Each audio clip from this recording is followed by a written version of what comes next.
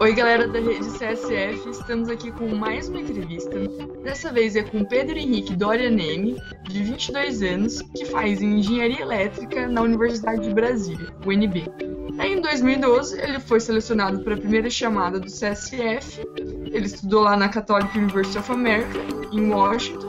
E nesse ano, ele aproveitou e fez um estágio de 9 meses na Goddard Space Flight Center da NASA, trabalhando no BET, um projeto de balão de alta altitude.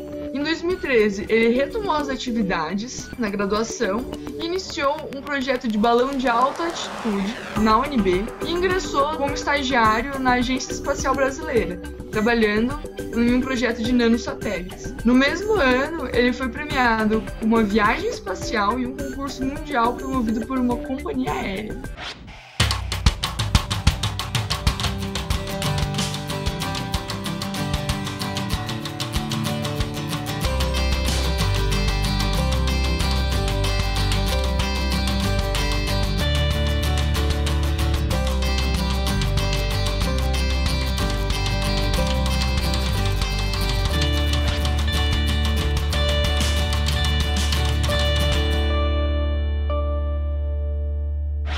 Engenharia elétrica foi o que mais me chamou a atenção no ensino médio, quando eu estava para fazer inscrição vestibular. Tanto pela carreira, quanto pelas possibilidades que eu poderia ter.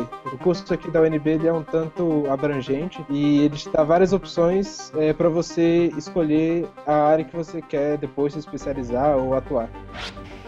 Legal, Pedro. E durante sua formação acadêmica, você já participava de algum projeto de pesquisa e extensão? Durante o primeiro semestre, tem um curso chamado Introdução à Engenharia Elétrica, onde o professor levava os alunos para conhecer todos os laboratórios e entrei para começar a mexer com sinais de EMG para uma prótese robótica para amputados acima do joelho. Era bastante interessante, mas logo depois começou uma demanda maior na área de veículos aéreos não tripulados. Esse foi um diferencial muito grande na minha formação, porque essa parte prática, ela efetivamente faz com que você sinta engenharia, aprenda a viver engenharia, porque é o que, no final das contas, para as pessoas comuns na rua interessa. Se uma coisa está funcionando, se elas podem contar com aquilo para ajudar na vida delas. O que te motivava aí especificamente para os Estados Unidos? Eu sabia que, efetivamente, as instituições de ensino lá, a forma como ciência e tecnologia e engenharia era tratada nos Estados Unidos era uma coisa muito diferente. A engenharia proporcionou a ela muitos feitos, não só com relação à ciência e tecnologia, mas feitos políticos, como a ida do homem para a Lua, enfim. E várias dessas contribuições foram dadas por esse avanço na década de 60 e 70 do programa espacial. Eu sabia que era numa sociedade dessa, no meio desse, que eu gostaria de ter minha formação também. E daí, chegando lá, que disciplinas que você cursou? Eu fiz 2 disciplinas, basicamente, que no curso de Engenharia Elétrica eu não teria a possibilidade de fazer, sobre carros híbridos e outras sobre dinâmica de voo. E foram matérias, assim, que quando eu cheguei aqui no Brasil, elas renderam às vezes como optativas ou módulo livre, mas no final das contas eu acho que eu aprendi bastante com elas. E nessas matérias eu tive também a oportunidade de conviver com os professores. Então, um dos professores, por exemplo, ele era diretor de inovação do NRL, que é o Navy Research Laboratory, que é perto de Washington. Ele era um cara fantástico e ele tinha muitas considerações a serem feitas, que eram considerações que ele levava em conta na distribuição de verba para projetos, na concepção de novos projetos. E esse tipo de pensamento, e você ter uma pessoa com esse nível de experiência te ensinando é sensacional. E daí conta pra gente um pouquinho mais sobre o estágio que você fez na NASA. Então, uma professora brasileira da Catholic University, Adrília de Mello, mandou um e-mail quando ela soube do programa Ciência Sem Fronteiras, e esse e-mail correu o Brasil todo, pedindo currículos para pessoas interessadas em passar um ano estagiando no Goddard Space Flight Center e estudando na Catholic University. Basicamente, eu mandei meu currículo e foram 7 brasileiros que foram selecionados. Mais ou menos em março a gente começou. E aí o projeto que eu entrei foi de um balão de alta altitude. É um balão de hélio, como aqueles de festa de criança, só que muito maior. eles lançam uma estrutura que era um telescópio. E aí, esse telescópio ele atravessava a troposfera, ele ficava flutuando na estratosfera, onde ele tinha uma visão mais privilegiada, digamos assim, das estrelas e dos alvos astronômicos dele. Era um projeto novo da NASA. Primeiro iam provar o conceito em um balão, para depois evoluir para um projeto de satélite.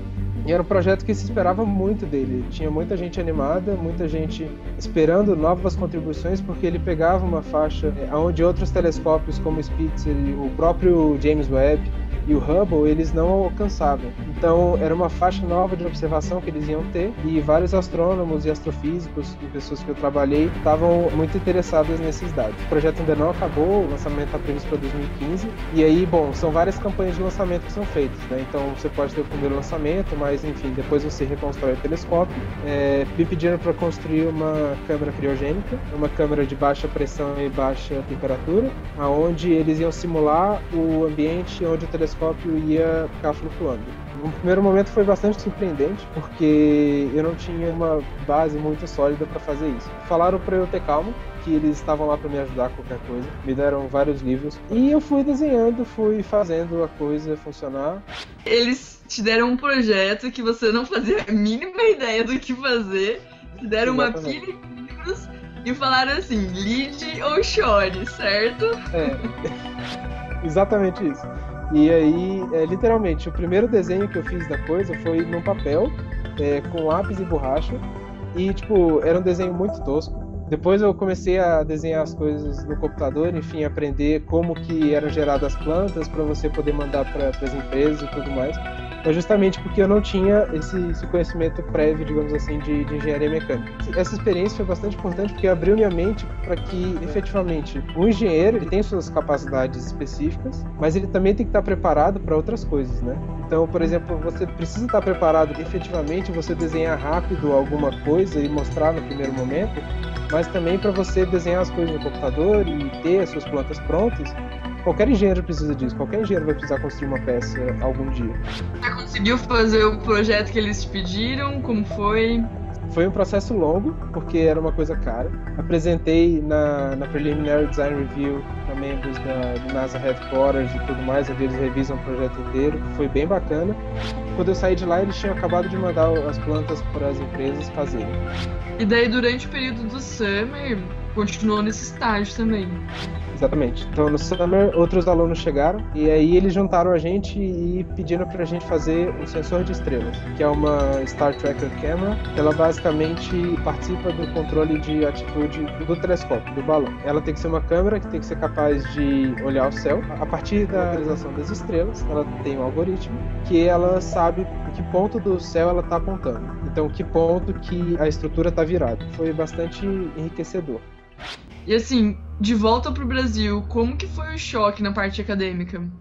É bastante diferente, né? Porque, assim, eu não voltei esperando que as coisas aqui tivessem mudado. Eu sabia que não. Eu sabia que, na verdade, quem ia ter mudado sou eu e que o ambiente aqui ia estar o mesmo. E nos Estados Unidos é como se você realmente tivesse livre para transitar entre várias áreas de conhecimento e fazer efetivamente o que te chamar mais atenção.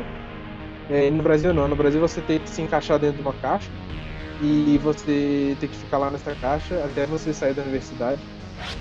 E o que você está fazendo com toda essa bagagem científica que você trouxe dos Estados Unidos? Bom, o que eu pude fazer no meu trabalho de graduação, eu busquei desenvolver uma plataforma de balão de alta altitude também. É digamos assim, um simulador de um satélite, porque você pode ter os modos de operação, você pode dividir a operação desse balão em uma operação de satélite. E isso é muito útil para treinar, por exemplo, alunos interessados em entrar nessa área, e também para grupos de pesquisa no Brasil que se beneficiariam com isso, se essa carga levasse alguma amostra biológica, alguma coisa assim, para ver o comportamento disso na estratosfera. E aí a gente fez essa plataforma, ela voou 2 vezes. Uma delas, inclusive, foi quando a gente estava às vésperas da Copa do Mundo. A gente fez aquela reportagem do Jornal Nacional, onde a gente levou a Brazuca para a estratosfera e a gente lançou ela murcha e depois apareceu ela, não inflando, mas aumentando o volume. Lógico que esse não era o objetivo principal do experimento, mas era um chamariz muito grande para a época da Copa do Mundo e para todo mundo que estava interessado na Copa do Mundo. E foi a minha forma de contribuição, acho, mais direta que eu pude dar, para a universidade e para ciência, digamos assim. E conta pra gente um pouquinho como foi essa história de ganhar um prêmio, uma viagem espacial. Foi bastante surpreendente para mim também. Eu ia assistir um vídeo no YouTube e aí passou aquela propaganda rapidinho antes sobre essa competição, esse concurso que a KLM, uma companhia aérea, estava fazendo, que eles iam lançar um balão de alta altitude. Quem acertasse o ponto onde esse balão estouraria, quer dizer, a latitude, longitude e a altitude, iria ganhar uma viagem para o espaço. Eu achei extremamente inusitado. E assim, foi uma coisa que eu participei, sei lá, não durou 2 minutos. Porque eu olhei pro problema, eles não davam nenhuma informação sobre o peso da carga útil, quantidade de hélio ou de hidrogênio dentro do balão, se eles iam usar hélio ou hidrogênio, qual era o tamanho do balão. Tipo assim, a sua chance de acertar é ínfima. Basicamente eu entrei e dei meu palpite, sabendo mais ou menos qual era a distância que ele iria percorrer, talvez, ou a altitude que ele iria alcançar. Mas uma coisa muito rápida.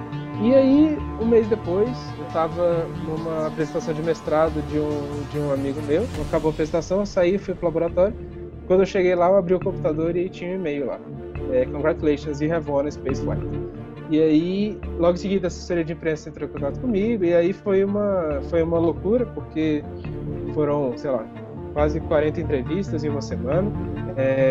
Eu tenho que fazer 3 sessões de treinamento, que incluem um voo de jato, um Albatross LI-45, aquela centrífuga que você já deve ter visto em algum filme, quando eles colocam a pessoa dentro e ficam rodando ela, para você ser submetido à força G.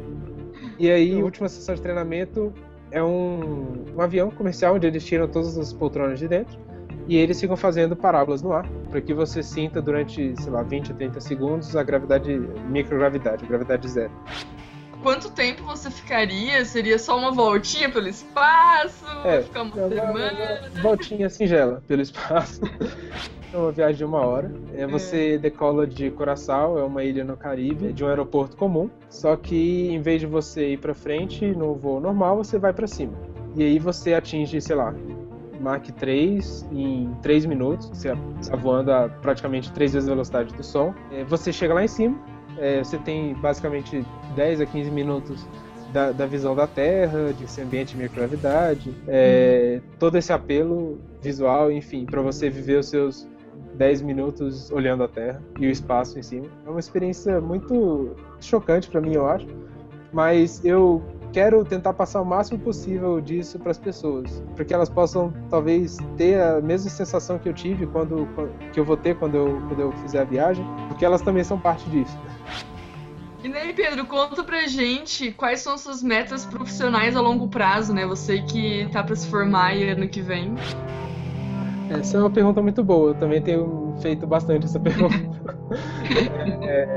Existem algumas oportunidades de atuar no Brasil, por exemplo, na Agência Espacial Brasileira, ou no próprio INPE, ou na própria indústria aeroespacial, mas eu tenho, assim, estudado bastante isso, e especificamente a política espacial brasileira e como que se dá o programa espacial brasileiro. É um dos programas mais antigos do mundo, ele tem 50 anos, então eu tenho lido bastante sobre tudo que já aconteceu no programa espacial brasileiro, quais foram as dificuldades, quais são os empecilhos. Tem toda uma questão de política, tanto externa quanto interna, que rege muito esse setor. E eu sei que eu quero contribuir para o Brasil, mudar essa forma como a gente está vivendo hoje, com o papel do estudante sem fronteiras, mas também com o papel de brasileiro. Eu acho que isso é muito importante. Muito legal, Pedro. Olha, a gente está torcendo por você mesmo.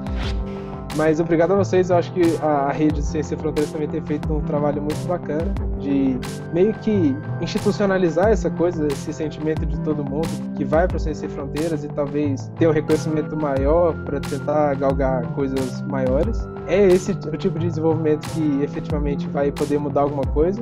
E parabéns a vocês pela iniciativa, estou super disposto a contribuir também, qualquer coisa, estamos aí. E muito obrigado a todos vocês que viram essa entrevista. Galera da rede CSF, a gente se vê na próxima entrevista. Até mais.